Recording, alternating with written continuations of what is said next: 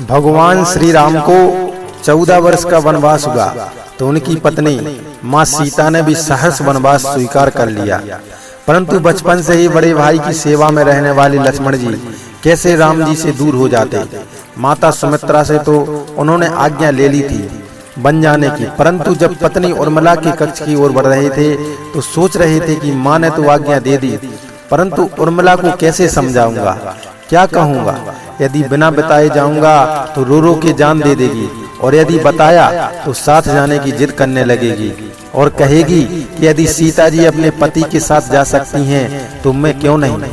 यही सोच विचार करके लक्ष्मण जी जैसे ही अपने कक्ष में पहुंचे तो देखा कि उर्मिला जी आरती का थाल लेके खड़ी थीं और बोली, आप मेरी चिंता छोड़ प्रभु की सेवा में वन को जाओ, मैं आपको नहीं रोकूंगी। मेरे कारण आपकी सेवा में कोई बाधा ना आए, इसलिए साथ जाने की जिद भी नहीं करूंगी। लक्ष्मण जी को कहने में संकोच हो रहा था, परंतु उनके कुछ कहने से पहले ही उर्मिला जी ने उन्हें संकोच से बाहर निकाल दिया।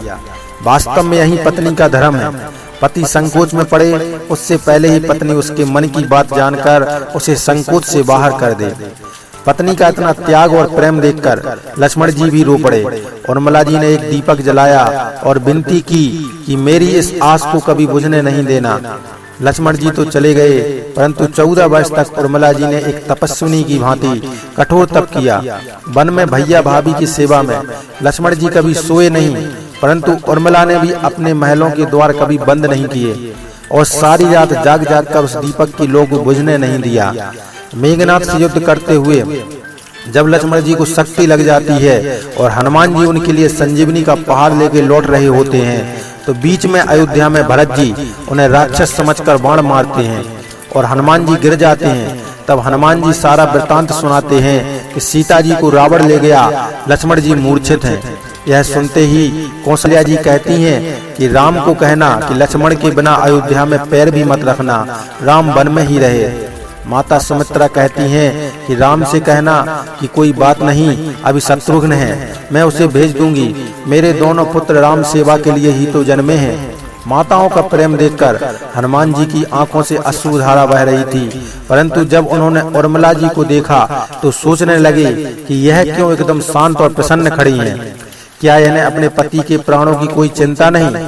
हनुमान जी पूछते हैं, देवी आपकी प्रसन्नता का कारण क्या है, आपके पति के प्राण संकट में हैं। सूर्य उदित होते ही सूर्य कुल का दीपक बुझ जाएगा। उर्मिला जी का उत्तर सुनकर तीनों लोगों का कोई भी प्राणी उनकी वंदना किए बिना नहीं रह पाएगा। वे बोली, मेरा दीपक संकट में नहीं है, वो बुझ ही नहीं सकता। रही सूर्योदय की बात, तो आप चाहें तो कुछ दिन अयोध्या में विश्राम कर लीजिए, क्योंकि आपके वहां पहुंचे बिना सूर्य उदित हो ही नहीं सकता। आपने कहा कि प्रभु श्री राम मेरे पति को अपनी गोद में लेकर बैठे हैं, जो योगेश्वर राम की गोदी में लेटा हो काल उसे छू भी नहीं सकता। यह तो वो दोनों लीला कर रहे हैं। मेरे पति जब से बन गए हैं तब से सोए नहीं हैं। उन्होंने ना सोने का प्रण लिया था, इसलिए वे थोड़ी देर विश्राम कर रहे हैं, और जब भगवान की गोद मिल गई तो थोड़ा विश्राम ज्यादा हो गया, वे उठ जाएंगे। और शक्ति मेरे पति को लगी ही नहीं, शक्ति तो राम जी को लगी है। मेरे पति की हर श्वास में राम है, हर धड़कन में राम, उनके रोम रोम में राम है, उनके खून की बूंद बूंद में राम है।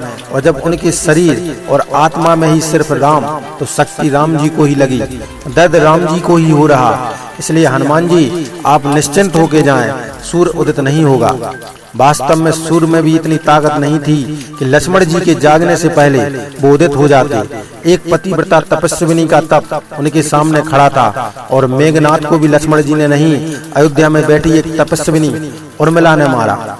राम राज्य की नींव जनक की बेटियां ही थीं, कभी सीता तो कभी उर्मिला। भगवान राम ने तो केवल राम राज्य का कलश स्थापित किया, परंतु वास्तव में राम राज्य इन सबके प्रेम, त्याग, समर्पण, बलिदान से ही आया। तो दोस्तों, आप लोगों के लिए यह कथा कैसी लगी हमें कमेंट बॉक्स में जरूर बताएं। अगर अच्छी लगी हो तो वीडियो को लाइक और शेयर जरूर करें, और हमारे YouTube चैनल को जल्दी से सब्सक्राइब कर लें। बहुत बहुत धन्यवाद।